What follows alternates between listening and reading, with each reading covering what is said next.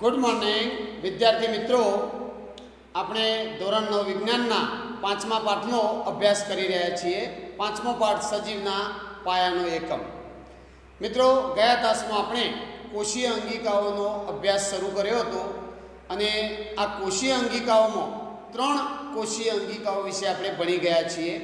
આપણે ગયા તાસમાં જોયું હતું એક અંતઃકોષરસજાળ, બીજી कोशीय अंगिका थी गोल्गी प्रसाधन અને ત્રીજી કોષીય અંગિકા હતી લાઇસોસોમ। એ લાઇસોસોમને આપણે આત્મઘાતી કોથળી તરીકે ઓળખતા હતા। હવે આજે આ તાસમાં બીજી નવી 3 કોષીય અંગિકાઓનો અભ્યાસ કરીશું। એમાં આપણે ચોથા નંબરની કોષીય અંગિકા લઈએ કણાભ સૂત્ર। તો જુઓ મિત્રો, કણાભ સૂત્ર એક કોષના અંદર આવેલી ખૂબ અગત્યની અંગિકા છે। આ કણાભ સૂત્ર શક્તિ ઉત્પન્ન કરવાનું કાર્ય કરે છે, એટલે કે કોષના અંદર ઉર્જા ઉત્પન્ન કરવાની, શક્તિ ઉત્પન્ન કરવાનું કાર્ય કણાભ સૂત્રનું છે। સમજો તમે કે કોષની અંદર આવું કણાભ સૂત્ર, આપણે જ્યારે વનસ્પતિ કોષ અને પ્રાણી કોષની આકૃતિ દોરી ત્યારે આવું કણાભ સૂત્ર દર્શાવતા હતા। આ કણાભ સૂત્રને કોષનું ઉર્જાઘર કહે છે, શક્તિઘર કહે છે। કેવી રીતે શક્તિ ઉત્પન્ન કરે છે? તો જુઓ, આપણે જે ખોરાક ખાઈએ એ ખોરાક પચ્યા પછી કોષોને મળે, એટલે કોષોમાં ખોરાક આવશે, એ ખોરાક કણાભ સૂત્રમાં જાય। ત્યારબાદ આપણે શ્વાસોશ્વાસ દ્વારા ઓક્સિજન ગ્રહણ કરીએ છીએ, એ ઓક્સિજન પણ છેવટે ક્યાં પહોંચશે? કણાભ સૂત્રમાં પહોંચશે, બરાબર, કોષરસ દ્વારા। હવે કણાભ સૂત્રની અંદર ગ્લુકોઝ, જે આપણે ખોરાક લીધો એ ખોરાક અને ઓક્સિજન બેના વચ્ચે રાસાયણિક પ્રક્રિયા થઈ અને ઉર્જા ઉત્પન્ન થાય છે, અને એ ઉર્જા એટીપીના સ્વરૂપમાં ઉત્પન્ન થાય છે। એટલે કે એટીપી નામનો એક પદાર્થ બને છે, જે આપણા માટે ઉર્જાનો સ્ત્રોત કહેવામાં આવે છે। તો કણાભ સૂત્રને કોષનું ઉર્જાઘર કહે છે, શક્તિઘર કહે છે। તો આપણે વનસ્પતિ કોષ અને પ્રાણી કોષ બંનેમાં કણાભ સૂત્રની રચના જોઈ શકીએ છીએ, અને આ કણાભ સૂત્રને કોષનું ઉર્જાઘર કહે છે। તો આપણે પહેલો મુદ્દો લખીએ કે કણાભ સૂત્રને કોષનું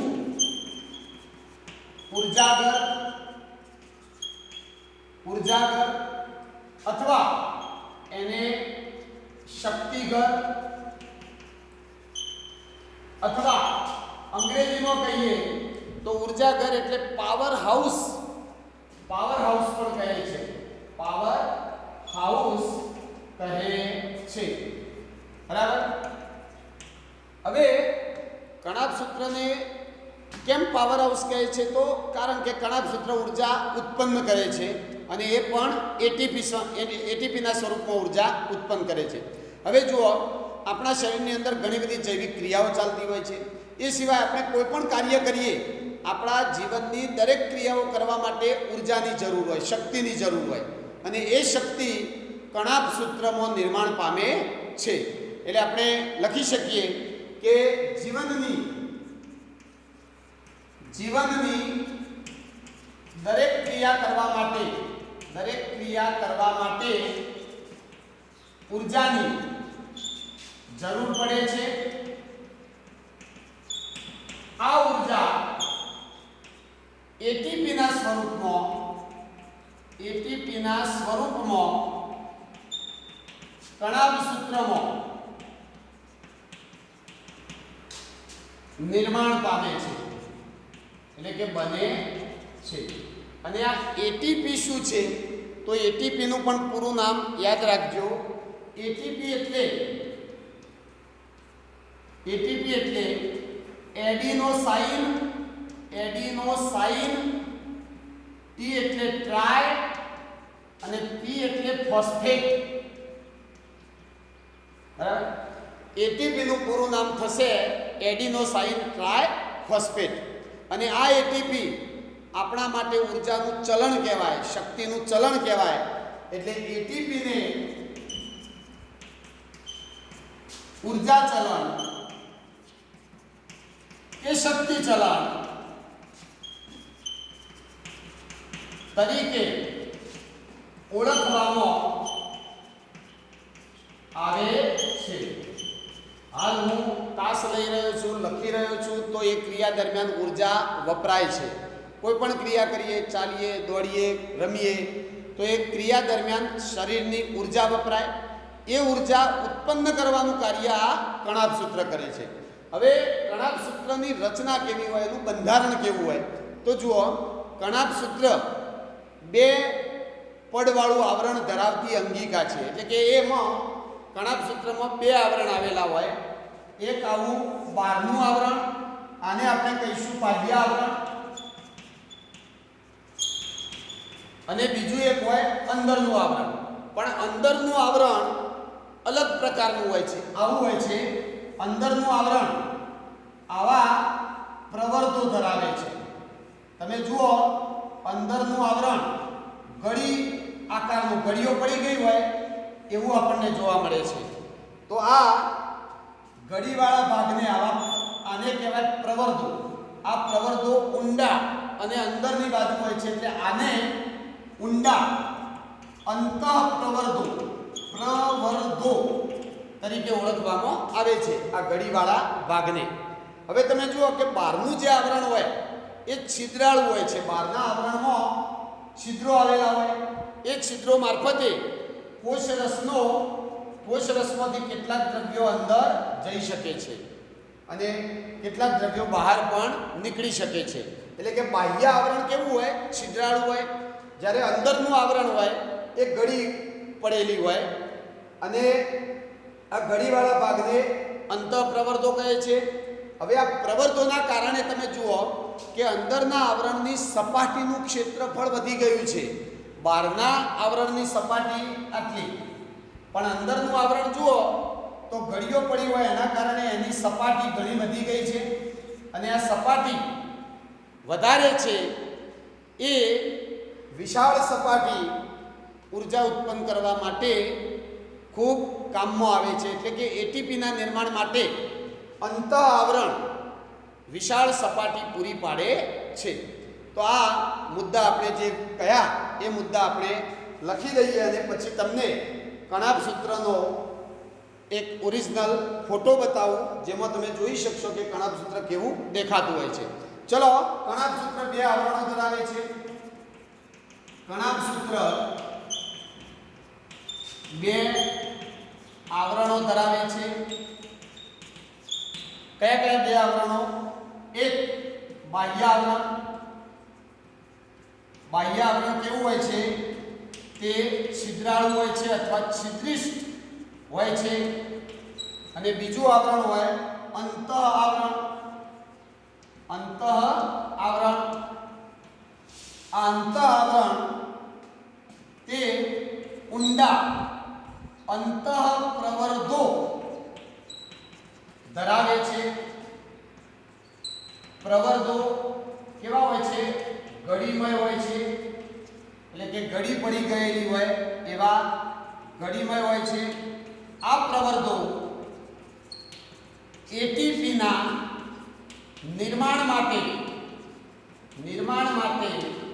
વિશાળ સપાટી પૂરી પાડે છે. વિશાળ સપાટી પૂરી પાડે છે. બરાબર. હવે આ કણાભ સૂત્રની રચના જોઈ લઈએ પહેલા. તો જુઓ, તમે જોઈ શકો છો મિટોકોન્ડ્રિયા એટલે કે કણાભ સૂત્ર. આ કણાભ સૂત્રમાં આ જે દેખાય છે એ બાહ્ય આવરણ છે. એના અંદર આ ઘડી વાળું વિશાળ સપાટી ધરાવતું અંતઃ આવરણ આવેલું હોય છે. એ સિવાય તમે અંદરના ભાગે જુઓ તો એક પ્રવાહી આવેલું હોય છે. એ પ્રવાહીની અંદર કણો જોવા મળે છે. અને ખાસ અહીંયા ધ્યાન આપશો કે આ કણો જે અંદર જોવા મળે છે, આવા નાના નાના કણો, એમાં રિબોસોમ્સ નામના કણો પણ આવેલા હોય છે. તો કણાભ સૂત્રની અંદર રિબોસોમ્સ નામના કણો આવેલા હોય છે. હવે આ કણાભ સૂત્ર પોતાના જ રિબોસોમ્સ ધરાવે છે. એ ડીએનએ પણ ધરાવે છે અને એ પણ પોતાનું જ. એટલે કણાભ સૂત્ર છે એ બહુ મહત્વની અંગિકા છે, મજબૂત અંગિકા છે, એમ પણ આપણે લખી શકીએ. કણાભ સૂત્ર તે મજબૂત અંગિકા છે તે પોતાનું ડીએનએ ડીઓક્સીરિબોન્યુક્લિક એસિડ પોતાનું હોય અને રિબોઝોમ્સના કણો ધરાવે છે. આ સિવાય કણાભસૂત્ર પ્રોટીનનું પણ નિર્માણ કરે છે. એટલે કે પોતાને જે જરૂર હોય એ પ્રોટીનનું પણ નિર્માણ કણાભસૂત્ર પોતે જ કરે છે. કારણ કે કણાભસૂત્રની અંદર રિબોઝોમ્સના કણ આવેલા હોય અને રિબોઝોમ્સનું કાર્ય આપણે આગળ ભણી ગયા છીએ કે પ્રોટીનનું નિર્માણ કરવાનું, પ્રોટીનનું સંશ્લેષણ કરવાનું. એટલે કણાભસૂત્રમાં આવેલા કણો દ્વારા પ્રોટીનનું નિર્માણ થાય. એટલે આપણે કહી શકીએ કે ભાઈ કણાભસૂત્ર પ્રોટીનનું પણ નિર્માણ કરે છે. એટલે કે કણાભસૂત્રને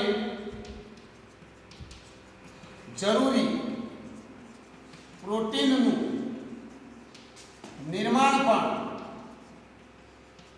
પોતે જ કરે છે. હવે જુઓ, બીજી બધી અંગિકાઓ કરતો આ અંગિકા પોતાનું કેટલુંક કાર્ય જાતે કરી લે છે.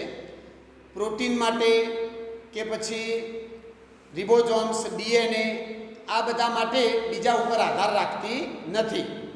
એટલે અડધું કામ પોતાની જાતે કરી લે છે. માટે કણાભસૂત્રને અર્ધ સ્વાયત્ત અંગિકા પણ કહે છે.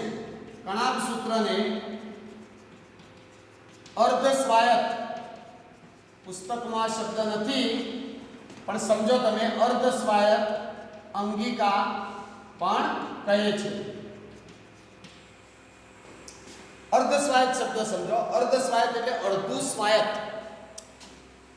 અડધો આધાર રાખશે કોષ ઉપર અને બાકીનું અડધું કામ પોતાની જાતે જ કરી લે છે. એટલે કણાભસૂત્રને આપણે અર્ધ સ્વાયત્ત અંગિકા તરીકે પણ ઓળખીએ છીએ. બરાબર? તો આ થઈ કણાભસૂત્રની વાત. હવે આખી ટૂંક નોંધ તૈયાર થઈ ગઈ. તમે એકવાર સ્ક્રીનશોટ લઈ લો, ત્યારબાદ આપણે નવી અંગિકાનો અભ્યાસ કરીએ. એકવાર સ્ક્રીનશોટ લઈ લેશો.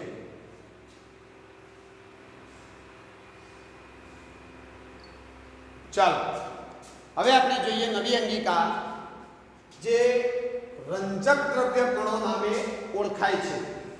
વનસ્પતિમાં જોવા મળતી અંગિકાનો અભ્યાસ હવે કરવાનો છે. રંજક દ્રવ્ય કણો તે માત્ર વનસ્પતિમાં જોવા મળે છે.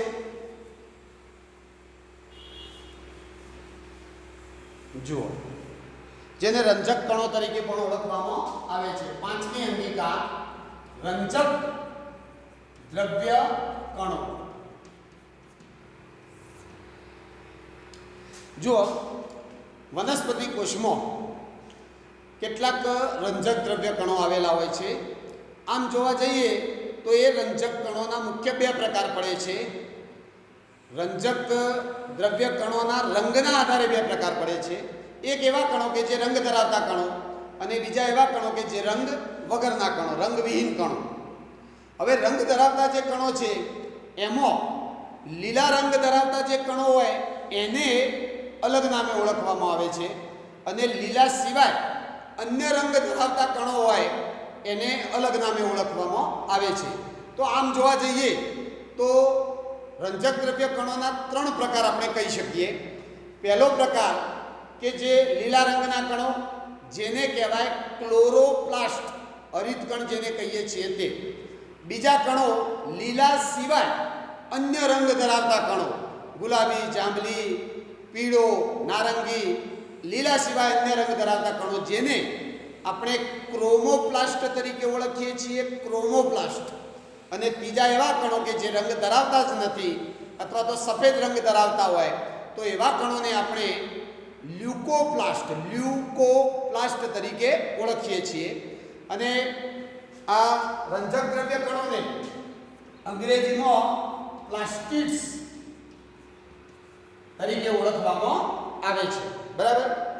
માત્ર વનસ્પતિમાં જ જોવા મળે છે એટલે આપણે લખી શકીએ કે તે માત્ર વનસ્પતિ કોષમાં જોવા મળે છે. તેના ત્રણ પ્રકાર છે.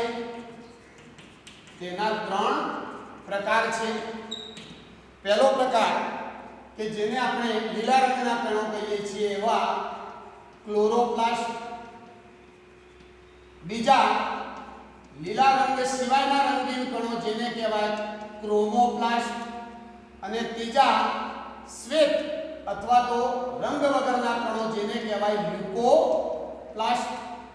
હવે એમના રંગ પણ લખી દઈએ. ક્લોરોપ્લાસ્ટ જેને હરિત કણ કહેવાય, જે કેવા કણો ધરાવે? લીલા કણો ધરાવે. ત્યારબાદ ક્રોમોપ્લાસ્ટ એ લીલા સિવાયના અન્ય રંગના કણો ધરાવે. અને લ્યુકોપ્લાસ્ટ જે શ્વેત અથવા રંગહીન રંગ વગરના કણો ધરાવે છે. તો આ રીતે રંજક દ્રવ્ય કણો ત્રણ પ્રકારના આપણને જોવા મળતા હોય છે. હવે ત્રણેયની બરાબરથી વાત કરીએ. પહેલી વાત કરીએ ક્લોરોપ્લાસ્ટની. તો ક્લોરોપ્લાસ્ટ જેને આપણે હરિતકણ કહીએ છીએ, આ ક્લોરોપ્લાસ્ટ હરિતકણ પ્રકાશ સંશ્લેષણની ક્રિયા કરવા માટે ખૂબ મહત્વનો ભાગ ભજવે છે. એટલે કે લીલી વનસ્પતિ આપણે જાણીએ છીએ કે સૂર્યપ્રકાશની હાજરીમાં પ્રકાશ સંશ્લેષણની ક્રિયા દ્વારા પોતાનો ખોરાક બનાવે છે. અને એ ખોરાક બનાવવાનું કાર્ય કયા કણો કરે છે? ક્લોરોપ્લાસ્ટ કરે છે. કારણ કે ક્લોરોપ્લાસ્ટની અંદર ક્લોરોફિલ નામનું લીલા રંગનું દ્રવ્ય આવેલું હોય છે. અને એ દ્રવ્ય ઉપર સૂર્યનો પ્રકાશ પડે એટલે એ ક્લોરોફિલ સૂર્યપ્રકાશનું શોષણ કરી અને એમાંથી ગ્લુકોઝ સ્વરૂપે, કાર્બોહાઈડ્રેટ સ્વરૂપે ખોરાક તૈયાર કરે છે. હવે આ ખોરાક તૈયાર થવાની આખી ક્રિયા હરિતકણની અંદર થતી હોય છે. આથી હરિતકણને આપણે કોષનું રસોડું પણ કહીએ છીએ. અને આ કણો ક્યાં જોવા મળશે? વનસ્પતિના કયા અંગોમાં જોવા મળશે? તો લીલા રંગના કણો છે. એટલે વનસ્પતિના શરીરમાં જે ભાગ લીલા રંગનો દેખાતો હોય તે આ કણો જોવા મળશે. ખાસ કરીને તમે જુઓ તો વનસ્પતિના પર્ણોમાં વનસ્પતિનો પોદળો લીલો દેખાય તો એ બધા પોદળોનો લીલો રંગ આ ક્લોરોપ્લાસ્ટ નામના રંજક કણોને કારણે જ છે. એ સિવાય તમે જોશો તો કેટલીક નાની વનસ્પતિઓ હોય વેલા પ્રકારની, તો એમની જે ડાળીઓ હોય, શાખાઓ હોય, એ પણ લીલા રંગની જોવા મળે છે. તો ત્યાં પણ આ ક્લોરોપ્લાસ્ટ કણો હાજર હોય છે. ટૂંકમાં વનસ્પતિનો લીલો રંગ ક્લોરોપ્લાસ્ટ નામના કણોને લીધે જોવા મળે છે. તો આપણે કહી શકીએ કે ક્લોરોપ્લાસ્ટમાં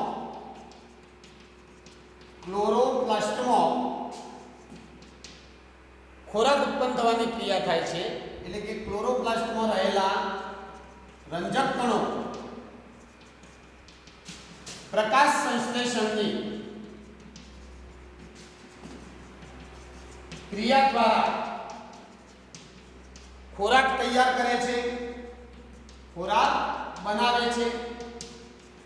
માટે હરિતકણને એટલે કે આ લીલા રંગના કણોને, હરિતકણને કોષનું રસોડું કહે છે. એને કહેવાય કોષનું રસોડું કહેવાય.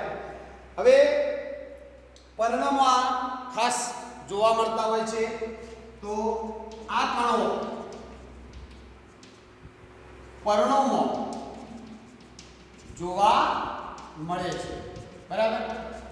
હવે જુઓ કે હરિતકણોની અંદર લીલા રંગના કણો સિવાય થોડા પીળા કે નારંગી રંગના કણો પણ આવેલા હોય છે. પણ મોટા ભાગના બધા લીલા રંગના જ કણો હોય. એટલે એના અંદર આ સિવાય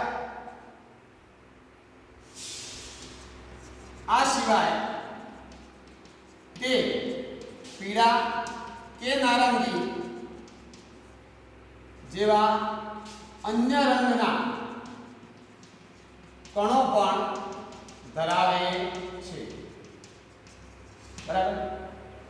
હવે આ હરિતકણની અંદરની રચના આપણે જોઈએ તો જુઓ, આમાં ત્રણેય કણો તમને જોવા મળશે. ચલો આ ચિત્ર જુઓ, તમે ફોટો જુઓ તો આમાં તમને ત્રણેય કણો જોવા મળે છે. પહેલા છે ક્લોરોપ્લાસ્ટ એટલે કે હરિતકણ, લીલા રંગના હોય.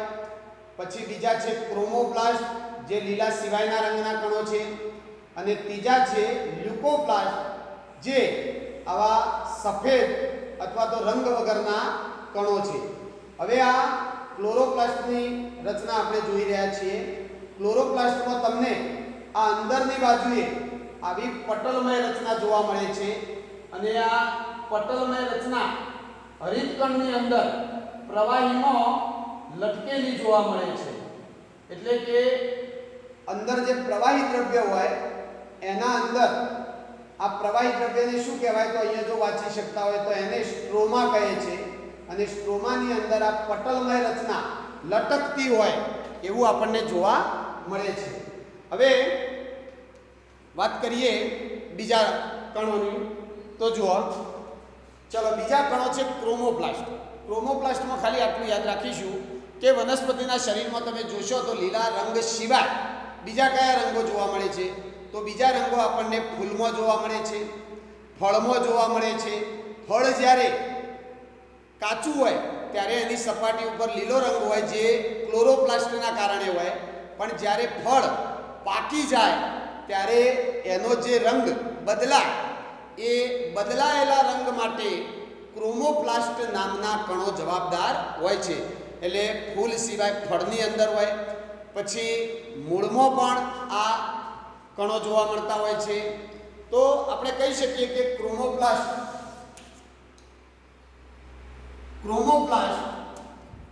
આ બીજા કણોની વાત કરીએ છીએ. ક્રોમોપ્લાસ્ટ વનસ્પતિના ફૂલ, ફળ અને બીજમાં જોવા મળે છે. ફૂલ, ફળ અને મૂળમાં ક્યાં જોવા મળશે? ફૂલ, ફળ અને મૂળમાં જોવા મળતા હોય છે. તમે જુઓ વનસ્પતિના મૂળ આપણે જમીનમાંથી બહાર કાઢીએ તો એની સપાટી લીલા રંગની હોતી નથી, બદામી કે કાળાશ પડતા બદામી રંગની હોય છે. એ આ ક્રોમોપ્લાસ્ટના કારણે હોય છે. ચલો હવે આપણે વાત કરીએ લ્યુકોપ્લાસ્ટ, કે જે શ્વેત અથવા તો રંગ વગરના કણો છે. આ લ્યુકોપ્લાસ્ટ તમને બીજમાં જોવા મળશે, પછી વનસ્પતિની પેશીઓમાં જોવા મળે છે અને મૂળમાં પણ જોવા મળે છે. તમે કોઈ પણ વનસ્પતિનું બીજ લેશો ને, બીજ આખું તોડો તો અંદર સફેદ ભાગ દેખાય. એ સફેદ ભાગ દેખાય છે, એ સફેદ રંગ આ લ્યુકોપ્લાસ્ટ નામના કણોને આભારી છે.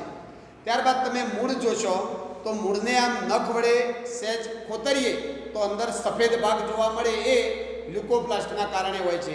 એ સિવાય વનસ્પતિના શરીરની અંદર પેશીઓ આવેલી હોય, એ પેશીઓમાં પણ રંગ વગરના અથવા તો આવા શ્વેત કણો હોય જે લ્યુકોપ્લાસ્ટ કહેવામાં આવે છે. એટલે આપણે લખી શકીએ કે લ્યુકોપ્લાસ્ટ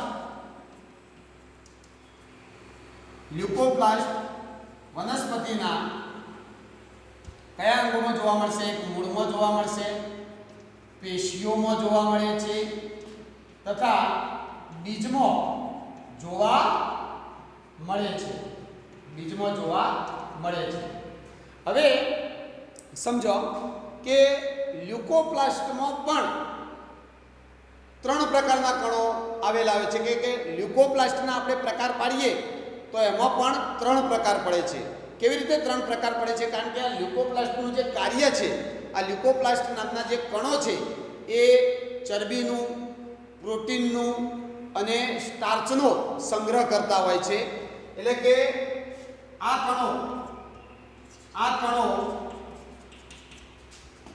સ્ટાર્ચ, પ્રોટીન અને ચરબીનો સંગ્રહ કરે છે. અને આ લ્યુકોપ્લાસ્ટ જેનો સંગ્રહ કરતા હોય એના પરથી એના પ્રકાર પાડ્યા છે. જુદા જુદા 3 પદાર્થોનો સંગ્રહ કરે છે તો એના ઉપરથી એના 3 પ્રકાર પાડવામાં આવે છે. એ પ્રકાર તમારે ભણવાના નથી, માત્ર નામ યાદ રાખી લો. તો જો લ્યુકોપ્લાસ્ટ સ્ટાર્ચનો સંગ્રહ કરતું હોય તો એવા કણોને આપણે એમાઇલોપ્લાસ્ટિડ્સ તરીકે ઓળખીએ છીએ. જો પ્રોટીનનો સંગ્રહ કરતો હોય તો એ કણને આપણે પ્લાસ્ટિડ્સ તરીકે ઓળખીએ છીએ. અને જો ચરબીનો સંગ્રહ કરતો હોય તો એને ઇલિયોપ્લાસ્ટિડ્સ તરીકે ઓળખીએ છીએ. તો આ રીતે લ્યુકોપ્લાસ્ટ આવા દ્રવ્યોના સંગ્રહ સાથે પણ સંકળાયેલા હોય છે. હવે આ રંજક દ્રવ્ય જે કણો છે, આ બધા કણો, એમની અંદરની રચના તમે જુઓ તો અંદરની રચનામાં તમે જોશો તો પટલમય વિસ્તાર એટલે કે અંદરની બાજુ જે પટલવાળો ભાગ આવેલો હોય એ લટકતો જોવા મળે છે. એક દ્રવ્યની અંદર લટકતો હોય એવું જોવા મળે છે અને એ દ્રવ્યને આપણે સ્ટ્રોમા તરીકે ઓળખીએ છીએ. ફરી એકવાર તમને બતાવું, તમે આ ક્લોરોપ્લાસ્ટમાં જોઈ શકો છો કે આ અંદરના ભાગમાં જે આ પટલવાળી સિક્કાની થપ્પીઓ જેવી રચના દેખાય છે એ પટલવાળો ભાગ જે દ્રવ્યની અંદર આવેલો છે એ દ્રવ્યને શું કહેવામાં આવે છે? સ્ટ્રોમા તરીકે ઓળખવામાં આવે છે. એટલે કે રંજક દ્રવ્યોના આંતરિક આયોજનમાં, અંદરના આયોજનમાં પટલીય સ્તરો દ્રવ્યમાં લટકતા હોય છે, એને આપણે સ્ટ્રોમા કહીએ છીએ. તો લખી શકીએ કે ભાઈ રંજક દ્રવ્ય કણોના આંતરિક આયોજનમાં, અંદરના આયોજનમાં જોઈએ, આંતરિક આયોજનમાં પટલીય ભાગો કોઈ દ્રવ્યમાં લટકતા જોવા મળે છે, લટકતા જોવા મળે છે. આ દ્રવ્યને શું કહે છે? સ્ટ્રોમા. ખાસ યાદ રાખજો શબ્દ, આ દ્રવ્યને સ્ટ્રોમા કહે છે. બરાબર. અને છેલ્લી વાત કરી લઈએ તો આ જે રંજક દ્રવ્ય કણો છે 3 પ્રકારના, એ કણોની રચના, એમની બહારની સપાટી અને એ બધું જોઈએ તો એ બધું કોને મળતું આવે છે? તો કણાભ સૂત્રને મળતું આવે છે. એટલે કે એની રચના કણાભ સૂત્રને મળતી આવે છે. અને જે રીતે કણાભ સૂત્ર પોતાનું જ ડીએનએ ધરાવતું હતું એ જ રીતે આ રંજક દ્રવ્યો પણ પોતાના જ ડીએનએ ધરાવે છે અને પોતાના જ રિબોઝોમ્સ ધરાવે છે. છેલ્લો પોઈન્ટ એ પણ આપણે લખી દઈએ કે રંજક દ્રવ્ય કણો ની રચના, એની બાહ્ય રચના કણાભ સૂત્રને મળતી આવે છે તથા તે આ રંજક દ્રવ્ય કણો ડીએનએ પોતાના જ આગવા પોતાના ડીએનએ અને રિબોઝોમ્સ ધરાવે છે. બરાબર. તો આ વાત થઈ પ્લાસ્ટિક્સ એટલે કે રંજક દ્રવ્ય કણોની. આખી ટૂંક નોંધ એક મુદ્દો હું પાટિયા ઉપર લખું છું જેથી તમે સ્ક્રીનશોટ લઈ અને સીધી આ ટૂંક નોંધ તમારી નોટમાં લખી શકો અને આટલા મુદ્દા, બધા જ મુદ્દા આપણે કવર કરી લઈએ છીએ અને આ બધા મુદ્દા તમે પરીક્ષામાં ટૂંક નોંધ પૂછાય તો પણ લખી શકો છો. ચલો એકવાર સ્ક્રીનશોટ લઈ લો. એકવાર સ્વચ્છ સ્ક્રીનશોટ લઈ લેશો. ત્યારબાદ આપણે નવી એક અંગિકાનો અભ્યાસ કરીએ. ચલો હવે છઠ્ઠી એક અંગિકા લઈએ. ત્યારબાદ આપણા પાઠમાં ભણવામાં આવતી બધી કોષીય અંગિકાઓ પૂરી થઈ જશે અને આ પાઠ પણ આપણે પૂરો કરવા તરફ જઈ રહ્યા છીએ. છેલ્લે કોષ વિભાજન નામનો એક મુદ્દો છે. એ કોષ વિભાજન પછીના તાસમાં આપણે જોવાના છીએ. તો હાલ હવે આપણે છેલ્લી કોષીય અંગિકાની વાત કરીએ. છેલ્લી છઠ્ઠી કોષીય અંગિકા જોઈશું, રસધાની. રસધાનીને અંગ્રેજીમાં વેક્યુલ તરીકે ઓળખવામાં આવે છે. હવે આ રસધાની વનસ્પતિ કોષ અને પ્રાણી કોષ બંનેમાં જોવા મળે છે. રસધાની વનસ્પતિ કોષમાં ઓછી હોય, 1 કે 2 હોય, પણ કદમાં બહુ મોટી હોય છે. પ્રાણી કોષ અને વનસ્પતિ કોષનો તફાવત આપણે જોયો હતો. એમાં એક મુદ્દો લખ્યો હતો કે ભાઈ વનસ્પતિ કોષમાં રસધાની મોટી અને ઓછી સંખ્યામાં હોય છે, 1 કે 2 હોય, જ્યારે પ્રાણી કોષમાં રસધાનીઓ નાની હોય અને વધુ સંખ્યામાં હોય છે. તો એ પણ આપણે લખી શકીશું. પછી આ રસધાની એ શું છે? રસધાની. રસ એટલે કોઈ ઘન કે પ્રવાહી પદાર્થ અને ધાની એટલે કોથળી. તો રસધાનીમાં અંદર કશી એવી ખાસ રચના હોતી નથી. રસધાની એટલે ઘન કે પ્રવાહીનો સંગ્રહ કરતી કોથળી જેવી રચના છે, એને આપણે રસધાની કહીએ છીએ. હવે જે પોઈન્ટની આપણે ચર્ચા કરીએ, લખતા જઈએ સાથે સાથે. તો જુઓ, કોષમાં આવેલી, કોષમાં જોવા મળતી અથવા આવેલી, કોષમાં જોવા મળતી ઘન કે પ્રવાહી દ્રવ્યોનો સંગ્રહ કરતી કોથળી જેવી રચનાને રસધાની કહે છે. બરાબર. હવે રસધાની વનસ્પતિ કોષ અને પ્રાણી કોષ બંનેમાં આવેલી હોય, પણ બંનેમાં થોડો તફાવત હોય. જેમ કે વનસ્પતિ કોષમાં રસધાની મોટી અને ઓછી હોય છે. ઓછી હોય છે અને ઓછી એટલે એક કે બે રસધાનીઓ હોય. જ્યારે પ્રાણી કોષમાં રસધાની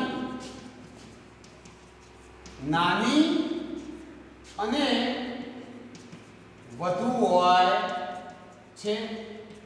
હવે આ રસધાની જોઈ લઈએ આપણે. તો જુઓ, રસધાની આ રીતે તમે જોઈ શકો છો. સૌથી પહેલા તો આ નીચેના ભાગે બે કોષો જોઈ લો. આ છે એનિમલ સેલ એટલે કે પ્રાણી કોષ, અને આ છે પ્લાન્ટ સેલ એટલે વનસ્પતિ કોષ. હવે જો સમજો, આ પ્રાણી કોષમાં રસધાનીઓ નાની હોય છે. આ દેખાય છે તમને, એ નાની રસધાની. પછી ઉપર દેખાય છે, અહીંયા દેખાય છે, અહીંયા જોવા મળે છે. તો નાની આ દેખાય છે, એના કરતાં પણ ઘણી વધુ સંખ્યામાં રસધાનીઓ આવેલી હોય અને નાની હોય. જ્યારે તમે જુઓ કે આ વનસ્પતિ કોષમાં રસધાની તમે જોઈ શકો છો. આ કોષ કેન્દ્રના બાજુમાં દેખાતી મોટી કોથળી જેવી રચના જે રસધાની છે. અને આ રસધાની કોષમાં ઘણો બધો ભાગ રોકી લે છે. લગભગ તમે જુઓ તો 50% જેટલી જગ્યા રસધાનીએ રોકેલી છે અને રસધાની વચ્ચેના ભાગે આવેલી છે. એના કારણે કોષ કેન્દ્ર સહેજ સાઈડમાં આપણને જોવા મળે છે.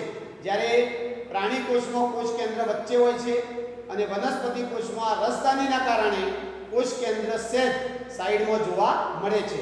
હવે આ રસધાનીને આપણે, બંને રસધાનીઓની રચના સરખા જેવી હોય, કદમાં માત્ર ફરક જોવા મળતો હોય છે. એ રસધાનીને આપણે જોઈએ મોટી કરી તો આવી દેખાય રસધાની. એક કોથળી જેવી રચના છે, એના અંદર કોઈ વિશિષ્ટ ખાસ ભાગો આવેલા હોતા નથી. આ રસધાનીનો વ્યક્તિગત અલગ ફોટો છે. તમે એક આ જોજો ખાસ, રસધાનીની જે બહારની સપાટી હોય, બહારનું જે આવરણ હોય, એની જે દિવાલ હોય, રસધાનીની દિવાલ, એને કયા નામે ઓળખવામાં આવે છે? ટોનોપ્લાસ્ટ. તમે જોઈ શકો છો, આ શું લખ્યું છે? ટોનોપ્લાસ્ટ. એટલે કે રસધાની એક કોથળી જેવી રચના છે અને વનસ્પતિ કોષમાં ખાસ રસધાની કોષનો લગભગ 50 થી 90% ભાગ રોકી લે છે. એ પણ આપણે લખી શકીએ કે વનસ્પતિ કોષમાં રસધાની કોષનો 50 થી 90% ભાગ રોકે છે. આટલી જગ્યા રોકી લે છે. યાદ રાખજો, આ આંકડો હેતુલક્ષી પ્રશ્નો માટે કામમાં આવશે. તો વનસ્પતિ કોષમાં રસધાની મોટી હોય એટલે લગભગ કોષનો 50 થી 90% ભાગ આ રસધાની રોકી લે છે. હવે આ રસધાનીનું કાર્ય શું છે? તો જો આ રસધાનીનું કાર્ય કે રસધાનીની અંદર એક પ્રવાહી હોય, એ પ્રવાહીની અંદર કેટલાક ઘન દ્રવ્યો પણ હોઈ શકે અને મોટાભાગના પ્રવાહી દ્રવ્યો હોય. એટલે કે કેટલાક અગત્યના દ્રવ્યો કે જેની કોષને જરૂર છે એવા અગત્યના દ્રવ્યોનો સંગ્રહ રસધાનીમાં થાય છે, એક આ કાર્ય. અને જ્યારે કોષને જરૂર હોય ત્યારે રસધાની પોતાના અંદર રહેલા અગત્યના દ્રવ્યો કોષને આપે છે.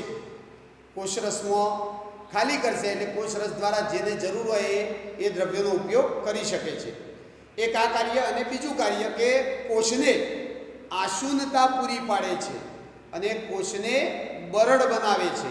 આ બે કાર્યો ખાસ રસધાનીના છે. તો આપણે લખી શકીએ કે રસધાની કોષને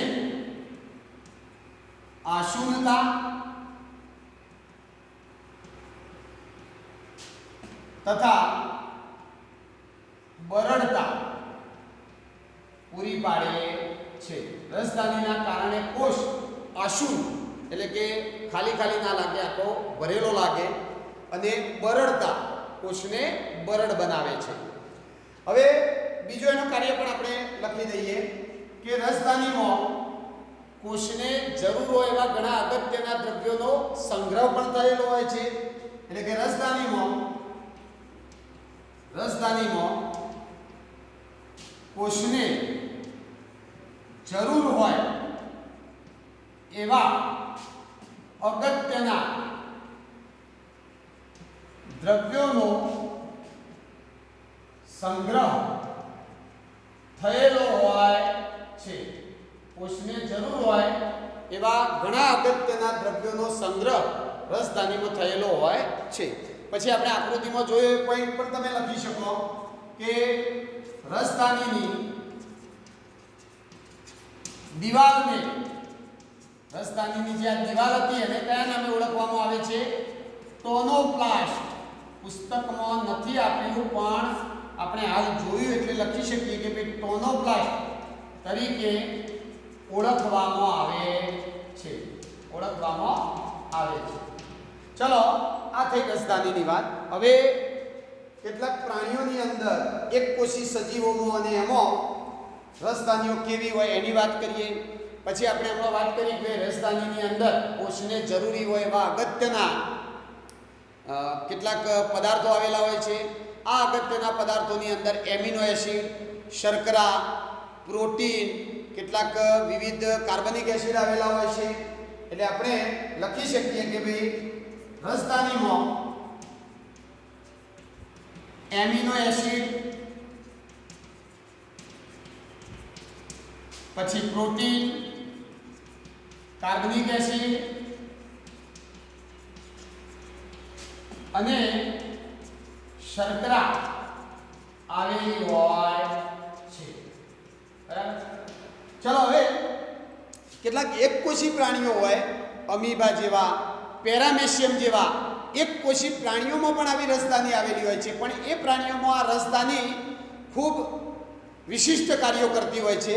દાખલા તરીકે આપણે વાત કરીએ અમીબાની, તો અમીબાના શરીરમાં એક આવી રસધાની આવેલી હોય છે. અમીબાના શરીરમાં તમને આવી એક રસધાની જોવા મળશે.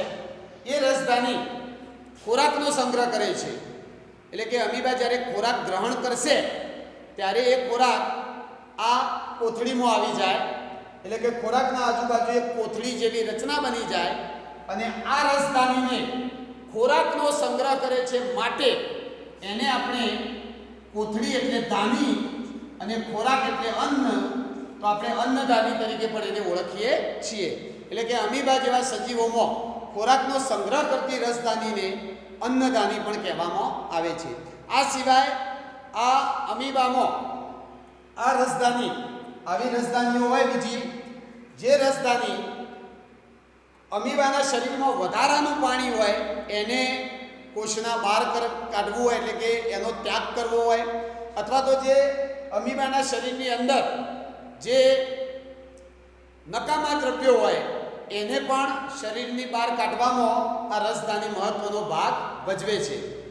તો અમીબા જેવા એકકોષી પ્રાણીઓમાં ખોરાકનો સંગ્રહ કરતી રસધાનીને આપણે અન્નધાની કહીએ છીએ. 2 પોઈન્ટ લખી દઈએ એટલે તુલના પૂરી થાય. અમીબા જેવા એકકોષી સજીવોમાં ખોરાકનો સંગ્રહ કરતી રસધાનીને અન્નદાની તરીકે ઓળખવામાં આવે છે અને આવી રસધાની